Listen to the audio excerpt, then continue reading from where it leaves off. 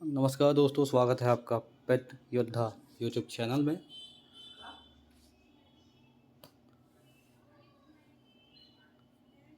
आज के इस वीडियो में हमें बात करनी है पेट 2025 यूपी ट्रिपल एससी की सिलेबस के बारे में।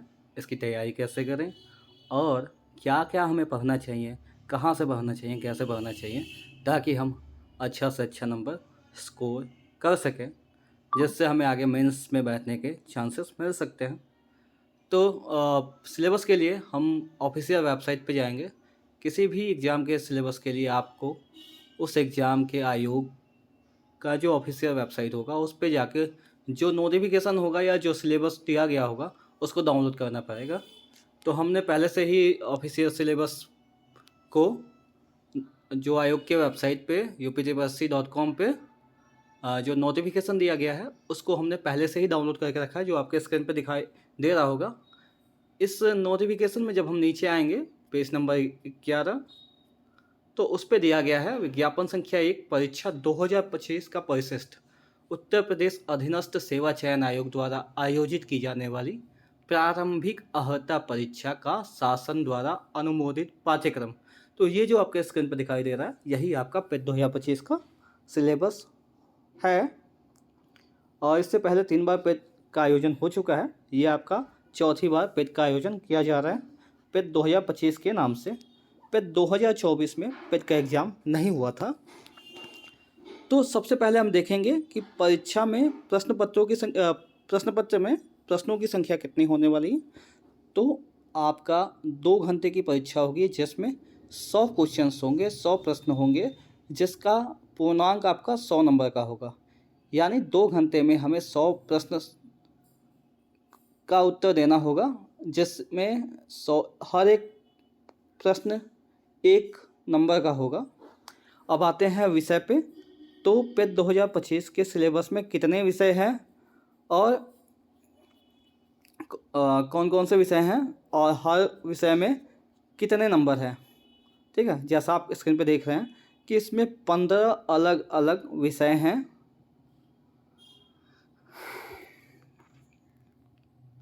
क्रम संख्या 1 भारतीय इतिहास। भारतीय इतिहास से आपको 5 नंबर के क्वेश्चंस पूछे जाएंगे, यानी 5 प्रश्न पूछे जाएंगे। हालांकि भारतीय इतिहास को इसमें 2 अलग अलग भागों में विभाजित किया गया। पहला है आपका भारतीय इतिहास, दूसरा है भारतीय राष्ट्रीय आंदोलन, Indian national movement, Indian history and Indian national movement. Indian history में आपको जो भी 1857 के बाद के जो भी चीज़ें हुई हैं उनसे पहले सिंधु घाटी से लेके 1857 तक का जो भी इतिहास रहा है उससे प्रश्न पूछे जाएंगे। इसमें आपका सिर्फ 5 प्रश्न होंगे और 5 अंकों का प्रश्न होगा।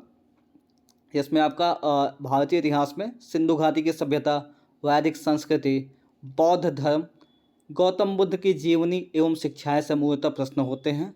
जैन धर्म, महावीर, स्वामी से संबंधित ही ज़्यादा प्रश्न बनते हैं। हालांकि हमें सब कुछ थोड़ा बहुत देखते हुए चलना है।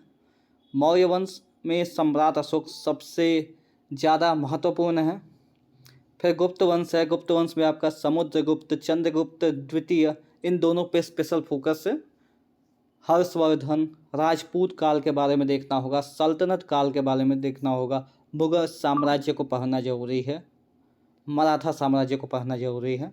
इसके बाद आपका ब्रिटिश राज का अभ्युदय एवं प्रथम स्वतंत्रता संग्राम, यानी कि 1857।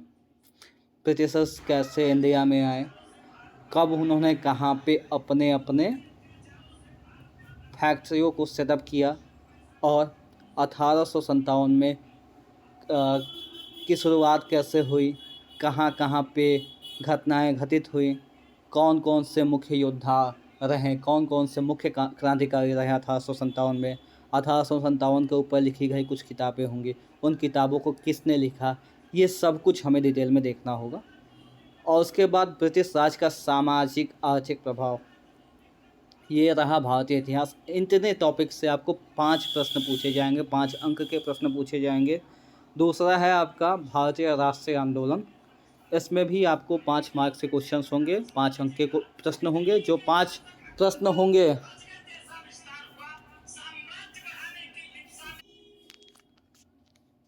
दूसरे नंबर पे आपका इंडियन नेशनल मूवमेंट्स में है, जिसमें आपके 5 टॉपिक्स दिए गए हैं। स्वाधीनता आंदोलन के प्राथमिक वर्ष, स्वदेशी तथा सविनय अवज्ञा आंदोलन, महात्मा गांधी तथा अन्य नेताओं की भूमिका, जिसमें महात्मा गांधी के जीवन से संबंधित कोई न कोई घटना पिछले हर बार से प्रश्न पत्र में रहा है, तो महात्मा गांधी को पढ़ना सबसे ज़्यादा आवश्यक है।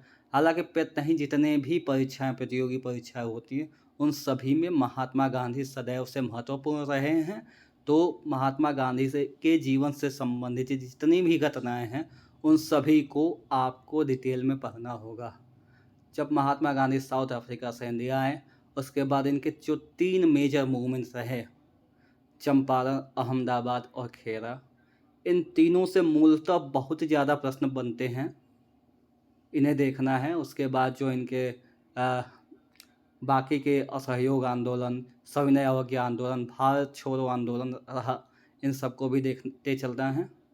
उसके बाद से क्रांतिकारी आंदोलन तथा उग्र राष्ट्रवाद का उदय, जो 2 अलग अलग फेसेस में क्रांतिकारी आंदोलन हुए, उन सभी के बारे में देखना होगा। पहला जो बंगाल पे सेंटर था, उसमें कौन कौन से क्रांतिकारी थे, कब उन्होंने किस अंग्रेज अधिकारी की हत्या की, किसने कहाँ बम गिराया, ये सब कुछ आपको देखना होगा। उसके बाद से विधायी संशोधन तथा ब्रिटिश इंडिया एक्ट 1935, ब्रिटिशर्स द्वारा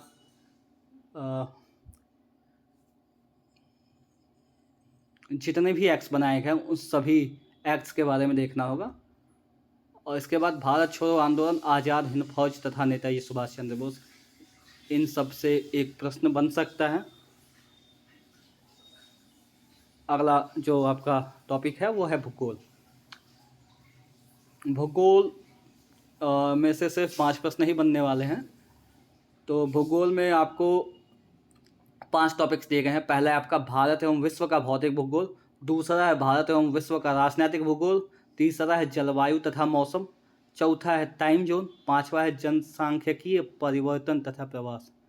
भारत के भूगोल में क्या पढ़ना है, विश्व के भौतिक भूगोल में क्या पढ़ना है, जो भी इम्पोर्टेंट रिवर्स हैं हिंदुस्तान में, सिंधु घाटी, सिंधु रिवर सिस्टम है, गंगा रिवर सिस्टम है, और इनकी जो भी ट्रिब्यूटरीज हैं, उपनदियां हैं, इन सबको देखना होगा। भूजल संसाधन है, पर्वत है, पर्वत में हमें हिमालय को सबसे ज़्यादा आवश्यक, हिमालय को पढ़ना। हिमालय की जो डिफरेंट चोटियाँ हैं, वो कौन सी चोटी कहाँ पे अवस्थित है, किस हिमालय का पार्ट है, ये सारी चीज़ें से प्रश्न बनता है।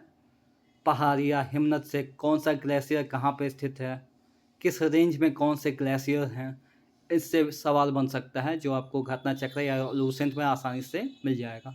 मरुस्थल और शुष्क क्षेत्र, वन, खनिज संसाधन, खनिज संसाधन से हमेशा से हर एक परीक्षाओं में प्रश्न देखा गया है। विशेषकर भारत में जो भी जो अलग अलग खनिज हैं, वो कौन से पत्थरों में कौन कौन से खनिज पाए जाते हैं, या किस क्षेत्र में, किस प्रदेश में कौन से खनिज का उत्पादन सर्वाधिक होता है, कौन से खनिज उत्तर प्रदेश में पाए जाते हैं, इससे एक प्रश्न बन सकता है। अगला टॉपिक है आपका भारतीय अर्थव्यवस्था, इंडियन इकोनॉमी, इससे भी आपके 5 प्रश्न बनने वाले हैं। तो भारतीय अर्थव्यवस्था को 3 अलग अलग चरणों में पढ़ा जाता है। पहला है आज़ादी के बाद से, यानी 1947 से 1991 तक। दूसरा है आपका 1991 में जो आर्थिक सुधार हुए, उसके बाद भारत की जो अर्थव्यवस्था थी उसको पढ़ना है। तीसरा है 2014 के पश्चात के आर्थिक सुधार। 1947 से 1991 तक में क्या मुख्यतः है, योजना आयोग कब बना, पहले अध्यक्ष कौन थे, उपाध्यक्ष कौन थे, पंचवर्षीय योजनाएं कब से लागू हुई, कब योजना अवकाश रहा, किस पंचवर्षीय योजना को किस नाम से जाना जाता है, किस पंचवर्षीय योजनाओं में जो आर्थिक विकास रहा वो कितना प्रतिशत रहा, इससे सवाल बनते हैं। दूसरा है मिश्रित अर्थव्यवस्था का विकास, निजी एवं सार्वजनिक क्षेत्र। तीसरा है हरित क्रांति, किसने चालू किया, कहाँ चालू किया, किस प्रकार के बीजों का उपयोग किया गया, क्या उसका प्रभाव रहा, किन क्षेत्रों में सिमट कर रह गया। भारत में हरित क्रांति के पिता का नाम क्या है? विश्व में हरित क्रांति के शुरुआत किसने की? इस टाइप के प्रश्न देखने को मिल जाएंगे। दुग्ध विकास एवं ऑपरेशन फ्लड क्या रहा? बैंकों का राष्ट्रीयकरण तथा सुधार, कब बैंकों को राष्ट्रीयकृत किया गया और उसमें क्या क्या चेंजेस आए? बैंकिंग से संबंधित जो डिफरेंट समितियां बनी उनके बारे में थोड़ा बहुत देखना पड़ेगा आपको। उसके बाद 1991 में जो एलपीजी पॉलिसी लागू की गई उसको पढ़ लेना है। उस समय कौन वित्त मंत्री रहे, उस समय कौन आरबीआई का गवर्नर था, या उस समय कौन प्रधानमंत्री था, इस प्रकार के प्रश्न बन सकते हैं। 2014 के पश्चात के आर्थिक सुधार, कृषि सुधार, ढांचागत सुधार, श्रम सुधार, आर्थिक सुधार, जीएसटी। जीएसटी को आप देख लीजिएगा कब इसको लागू किया गया, संविधान में जीएसटी से संबंधित क्या प्रावधान है, यानी कौन सा अनुच्छेद दिया गया है, जीएसटी परिषद क्या है, जीएसटी में कितने प्रकार के टैक्स होते हैं, जीएसटी में कितने स्लैब्स होते हैं, ये चीज़ें आप देख लीजिएगा। इसके बाद 5वें नंबर पे है भारतीय संविधान एवं लोक प्रशासन। 5 क्वेश्चंस होगा Indian constitution and public administration से। 3 चीज़ें हैं, भारतीय संविधान, जिला प्रशासन, स्थानीय निकाय तथा पंचायती राज संस्थाएं। भारतीय संविधान में आपको क्या देखना है, बहुत बड़ा है, सब कुछ नहीं पढ़ना है, जो टॉपिक्स दिए गए हैं सिलेबस में उसी को देखना है। जैसे भारतीय संविधान की मुख्य विशेषताएं, राज्य के नीति निर्देशक सिद्धांत, मौलिक अधिकार एवं कर्तव्य। हर परीक्षा में मौलिक अधिकार से क्वेश्चंस बनते हैं, तो मौलिक अधिकार से एक प्रश्न मैं मान के चलता हूँ कि इस परीक्षा में भी बनेगा। तो मौलिक अधिकार यानी फंडामेंटल ड्यूटीज़ को आप राइट्स को आपको बहुत अच्छे से तैयार करना है। संसदीय प्रणाली, संघीय प्रणाली, संघ एवं केंद्र शासित प्रदेश, केंद्र राज्य संबंध, न्यायिक ढांचा, सर्वोच्च न्यायालय, उच्च न्यायालय। इसमें आपको बेसिक जो सुप्रीम कोर्ट से संबंधित जो आर्टिकल्स हैं, हाई कोर्ट से संबंधित जो आर्टिकल्स हैं और इनके द्वारा जो रिट जारी की जाती है, बस उसको देखना है। जिला प्रशासन, कौन कौन सा स्तर होते हैं, बस कौन अध्यक्ष होता है, कौन उपाध्यक्ष होता है, ये सब। उसकी बैठकों में भी हम क्या करते हैं, या उनकी जो जो बैठकें होती हैं किस प्रकार से आयोजित की जाती है, इसको देख लेना है। स्थानीय निकाय तथा पंचायती राज संस्थाएं, हमेशा से प्रश्न बना है। पंचायती राज से संबंधित जो समितियां बनी, किस समिति ने त्रिस्तरीय पंचायती राज के गठन के बारे में कहा, ऐसे प्रश्न बनते हैं। या कौन कौन से आर्टिकल्स में आपका पंचायती राज संस्थाएं दी गई है, कौन से अमेंडमेंट से एक्ट ऐड किया गया संविधान में, इस प्रकार के प्रश्न बनते हैं। उसके बाद नेक्स्ट है आपका सामान्य विज्ञान। 5 प्रश्न इससे भी रहेगा, और ये आपका वही विज्ञान है, भौतिक विज्ञान, रसायन विज्ञान, जीव विज्ञान। तो बेसिक जो आपका लूसन में दिया गया उतना देख लीजिएगा, उतना मोर देन सफिशिएंट होगा साइंस के लिए। इसके बाद से आपका मैथ्स में आते हैं, आपका पहला है प्रारंभिक अंक गणित, एलिमेंट्री अरिथमेटिक। 5 सवाल इससे भी होंगे। पूर्ण संख्या, भिन्न तथा दशमलव, प्रतिशतता, साधारण अंकगणितीय समीकरण, वर्ग एवं वर्गमूल, घातांक एवं घात, औसत। दूसरा है आपका 8वां नंबर पे सामान्य हिंदी। हिंदी के 5 सवाल होंगे। संधि, विलोम शब्द, पर्यायवाची शब्द, वाक्यांशों के लिए एक शब्द, लिंग, समश्रुत भिन्नार्थक शब्द, मुहावरे, लोकोक्तियाँ, सामान्य अशुद्धियाँ, लेखक और रचनाएं, गद्य एवं पद्य। यानी किस लेखक की क्या रचना है, किस कवि की क्या कविता है, इस प्रकार के प्रश्न बन सकते हैं। अगला है आपका सामान्य अंग्रेजी, जनरल इंग्लिश। इससे भी 5 सवाल होंगे। बहुत ही आसान से सवाल होते हैं। अंग्रेजी व्याकरण के सवाल होंगे, इंग्लिश ग्रामर के सवाल होंगे, या अपठित गद्यांश से क्वेश्चंस बन सकते हैं। हालांकि दोनों में, हिंदी में भी होता है और इंग्लिश में भी होता है, जो अब तक देखा गया है, बाकी आयोग जाने। तो बहुत ही आसान से बेसिक 10th लेवल तक के प्रश्न बनते हैं जो आप आसानी से सॉल्व कर सकते हैं। इसके बाद है आपका लॉजिक एंड रीजनिंग, तर्क एवं तर्क शक्ति। 5 सवाल होंगे। बृहत एवं लघु, क्रम एवं रैंकिंग, संबंध, समूह से भिन्न को अलग करना, कैलेंडर एवं घड़ी, कारण और प्रभाव, कोडिंग डिकोडिंग, निगमनात्मक तर्क, कथन विश्लेषण एवं निर्णय, इस प्रकार के सवाल बनेंगे। हालांकि आप सभी रीजनिंग से अवगत होंगे, अभी तक आपने रीजनिंग के ढेर सारे सवाल का उत्तर दिया होगा, लेकिन जो नए बच्चे होंगे उनको एक बार देखना बनता है। एक दो बार अगर वो देखना चाहेंगे तो हमारे चैनल पे भी रीजनिंग से संबंधित क्लासेस चलाई जाएंगी, आप उन्हें देख सकते हैं। अगला है आपका करंट अफेयर्स, और ये एक बड़ा पोर्शन कवर करेगा। करंट अफेयर्स से आपके 10 सवाल पूछे जाएंगे, भारतीय एवं वैश्विक, इंडियन एवं ग्लोबल, दोनों टाइप के करंट अफेयर्स के सवाल बनेंगे। इसके लिए आपको करंट अफेयर्स एक दिन में तैयार नहीं होता, ये मैं आपसे कहूँगा। रोज़ 5 मिनट, 10 मिनट, 15 मिनट या आधे घंटे आप करंट अफेयर्स पे देना अब से शुरू कर देंगे तो परीक्षा तक आपका अच्छा खासा करंट अफेयर्स तैयार हो जाएगा। करंट अफेयर्स के लिए आपको जब भी परीक्षा होगा उससे पहले 1 साल तक के करंट अफेयर्स को आपको तैयार करना होगा।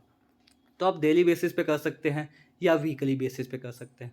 बच्चे एक गलती करते हैं कि करंट अफेयर्स को लास्ट में एक साथ ही पढ़ना के बारे में सोचते हैं, जो बहुत ही ज़्यादा अच्छा परिणाम नहीं देता है।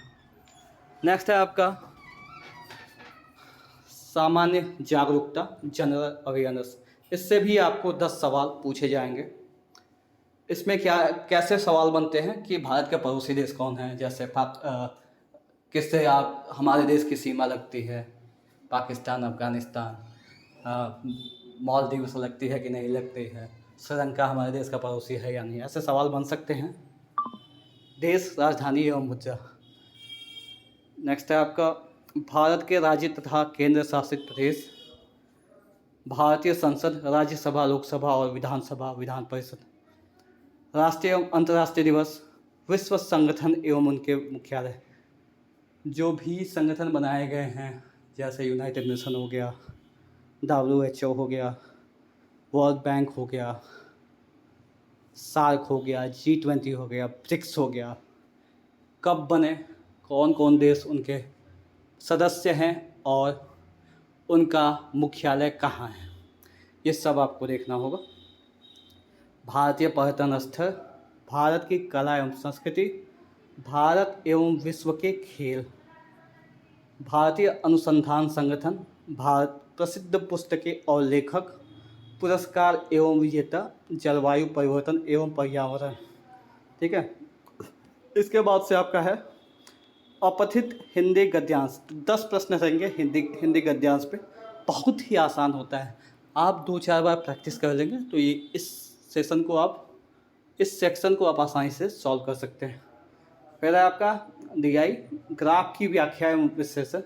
2 ग्राफ्स दिए जाएंगे आपके, प्रत्येक ग्राफ पे 5-5 प्रश्न होंगे, यानी 10 नंबर के 2 ग्राफ्स होंगे।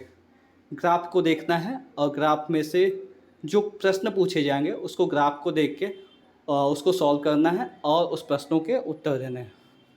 उसके बाद है आपका तालिका की व्याख्या एवं विश्लेषण। 2 तालिकाएं होंगी, प्रत्येक पर 5 प्रश्न होंगे, 10 प्रश्न होंगे, 10 नंबर के होंगे। ये जो 3 सेक्शन है आपका, हिंदी गद्यांश, ग्राफ की व्याख्या और तालिका की व्याख्या, बहुत ही ज़्यादा आसान होते हैं। 30 नंबर आपके बहुत ही आसानी से बन सकते हैं। आपको कुछ नहीं करना, आपको बस मुश्किल से 15 से 20 दिन इसकी प्रैक्टिस कर लेंगे, बहुत ही आसानी से आप 30 नंबर स्कोर कर सकते हैं। ठीक है, तो ये रहा सिलेबस। इस सिलेबस को आप जितनी बार अच्छे से देख सकते हैं देख लीजिए। इसके बाद से सिलेबस देखने के बाद से ही आप अपनी पढ़ाई शुरू करें। मैं यही कहूँगा कि आप लोग जब भी पढ़ना शुरू करें, पढ़ने से पहले सिलेबस को देख लें, और हो सके तो सिलेबस की एक कॉपी आप जहाँ बैठ के पढ़ते हो वहाँ अपने सामने रखिए। इस सिलेबस को देखने के बाद ही आप आगे बढ़िएगा। ठीक है, तब तक के लिए जय हिंद, जय भारत, नमस्कार।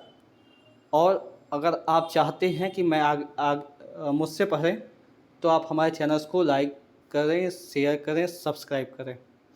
मैं इस चैनल पे इन सभी से संबंधित प्रश्न उत्तर कराऊंगा, और जितने भी टॉपिक्स दिए गए हैं आने वाले समय पे इन सभी टॉपिक्स पे आपको वीडियोज अवेलेबल कराऊंगा। आप सभी फ्री में, बिना किसी पैसे के, बिना किसी किताब के हमारे चैनल के माध्यम से पढ़ सकते हैं। ठीक है, और मैं आश्वासन दिलाता हूँ कि मैं इतना आपको समझा दूंगा कि ये परीक्षा आप एक बार में ही निकाल लोगे। ठीक है, चैनल को सब्सक्राइब करिए, शेयर करिए और पेट योद्धा की आर्मी में शामिल हो जाइए। जय हिंद, जय भारत।